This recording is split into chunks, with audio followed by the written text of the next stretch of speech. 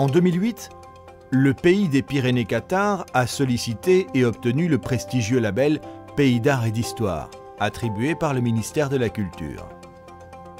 Une convention signée en novembre 2009 a permis d'établir un partenariat permanent entre l'ADRAC, la région et le département et d'officialiser un travail étroit avec les intercommunalités et les 56 communes du territoire selon la répartition de leurs compétences.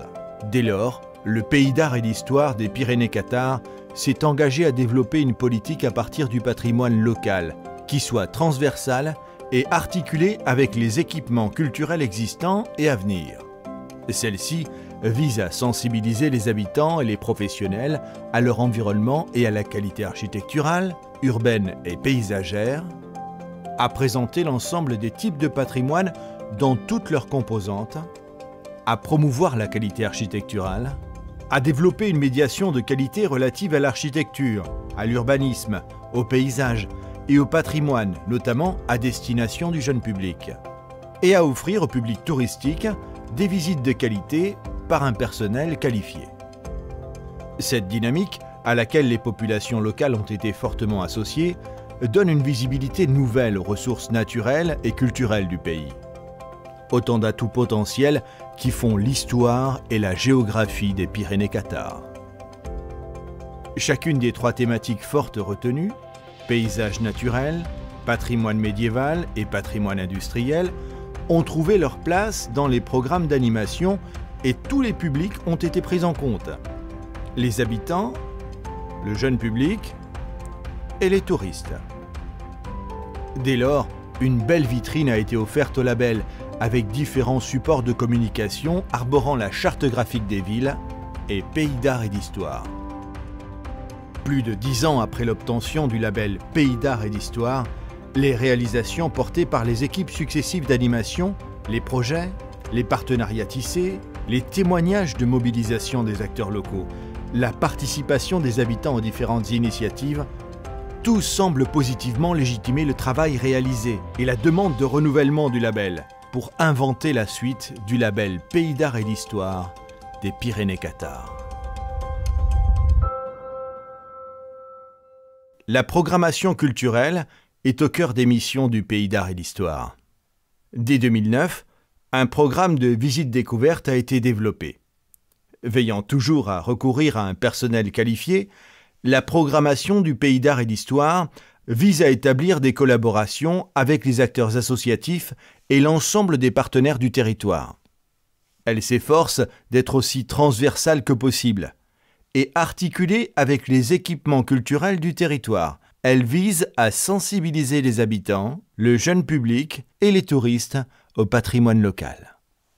Cette programmation se veut itinérante afin de traiter l'ensemble des patrimoines de toutes les communes du territoire et au plus proche des communes et des associations locales. L'offre à destination des habitants entend les sensibiliser à leur patrimoine et à leur cadre de vie. Les propositions dites classiques évoquent des sujets toujours renouvelés et prennent des formes variées. Visites, conférences, balades, ateliers, et sont assurées de mars à juin, programmation printemps, et de septembre à décembre, programmation automne, à raison de 2 à 8 rendez-vous par mois. Depuis 2016, la programmation s'est enrichie de rendez-vous décalés, et en 2018, de rendez-vous industrie, qui valorisent l'inventaire du patrimoine industriel et le projet Histoire industrielle. Dès 2009, des visites estivales ont été proposées tous les jours de juillet et d'août, en collaboration avec les offices de tourisme dans une dizaine de communes.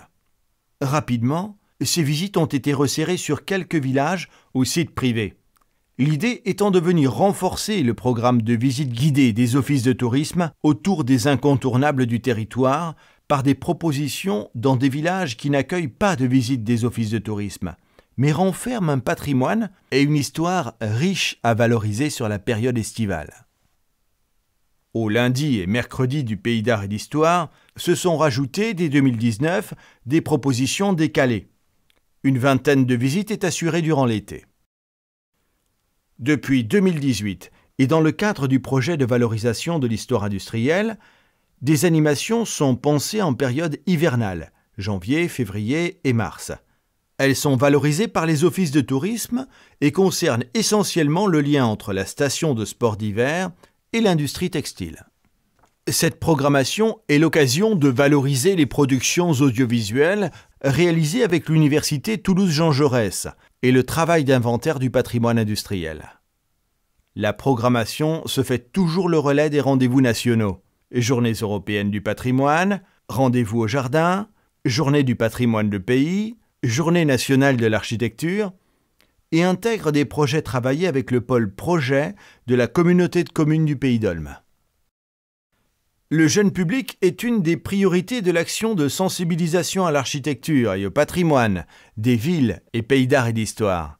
Une offre pédagogique a été travaillée dès 2012 avec des propositions de visites thématiques, ateliers, lectures de paysages, jeux de pistes. En parallèle, le Pays d'art et d'histoire répond également de façon spécifique aux demandes des structures éducatives. Le Pays d'art et d'histoire reste bien identifié par les centres de loisirs du territoire et peut-être un peu moins par les scolaires, même si des actions régulières sont réalisées dans le cadre de l'enseignement Histoire des arts, dispensé au lycée de Mirepoix. Ces actions démontrent plus généralement que le Pays d'art et d'histoire intervient comme un acteur essentiel de la sensibilisation à l'architecture et au patrimoine, pour faire de la compréhension et de la protection des témoignages du passé des atouts de notre avenir. Mais demain, le Pays d'art et d'histoire se doit de développer et d'enrichir la politique des publics en structurant le service éducatif en fonction des axes de travail paysage, catharisme, industrie et des projets structurants du territoire qui verront la création d'espaces pédagogiques dédiés et de développer un programme d'action vers le public dit empêché ou éloigné de l'offre culturelle.